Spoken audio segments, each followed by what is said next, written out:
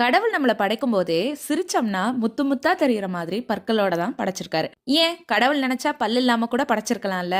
யோசிச்சு பாருங்களே. அப்பப்ப சில விஷயங்களை யோசிச்சு பார்த்தாதான் கடவுள் படைச்சதுலயும் ஒரு அர்த்தம் இருக்குன்னு நமக்கும் புரியும். பழமா இருக்கட்டும் காயா இருக்கட்டும் எதுவா இருந்தாலும் நம்ம பல்லுல கடிச்சு சாப்பிட்டோம்னா சீக்கிரமா செரிமானம் ஆகும், பல்லுக்கும் நல்லது. இந்த மாதிரி நிறைய விஷயங்கள் பல்லோட நன்மைகள் இருக்கு. பிரெக்னன்சி டைம்ல எல்லாம் டாக்டர் கிட்ட எந்த ஜூஸ் குடிக்கட்டும்னு கேட்டா எதுவும் தேவையில்லை, பல்லுல கடிச்சு சாப்பிடு அப்படின்னு சொல்லுவாங்க. சரியா, அதெல்லாம் இருக்கட்டுங்க, நீங்க என்ன பண்ணிட்டு இருக்கீங்க அதை சொல்லுங்க அப்படின்னா சொல்றேன் கேட்டுக்கங்க. வாட்டர் மெலனை பொறுத்தளவு மிக்சியில அரைச்சிங்கன்னா அதுல இருக்கக்கூடிய ஃபைபர் சத்து குறைஞ்சிரும். அதோட முழு சத்து உங்களுக்கு கிடைக்கணும் அப்படின்னா வாட்டர் மெலனை விதையோட இந்த மாதிரி சின்ன சின்ன கியூப்ஸா கட் பண்ணிட்டு நல்ல மத்துக்கட்டையில மசிச்சுட்டு அது கூடவே குக்கும்பரை குட்டி குட்டியா கட் பண்ணி சேர்த்துட்டு கொஞ்சமா புதினா, லெமனு, ஐஸ் கியூப் இதெல்லாம் மிக்ஸ் பண்ணிட்டு சாப்பிட்டு பாருங்க. அப்படி இருக்கும். எதுக்காக குக்கும்பர் சேர்க்கறீங்கன்னா உங்க ஸ்கின் எக்ஸ்ட்ரா க்ளோ ஆகும், ஹைட்ரேஷன் எக்ஸ்ட்ரா ஆகும், எக்ஸ்ட்ரா ஃபைபரும் கிடைக்கும். எந்த பழமா இருந்தாலும் காயா இருந்தாலும் பல்லுல கடிச்சு சாப்பிடுங்க. என்ன நான் சொல்றது சரிதானே? சரினா லைக் பண்ணுங்க. Tata bye by.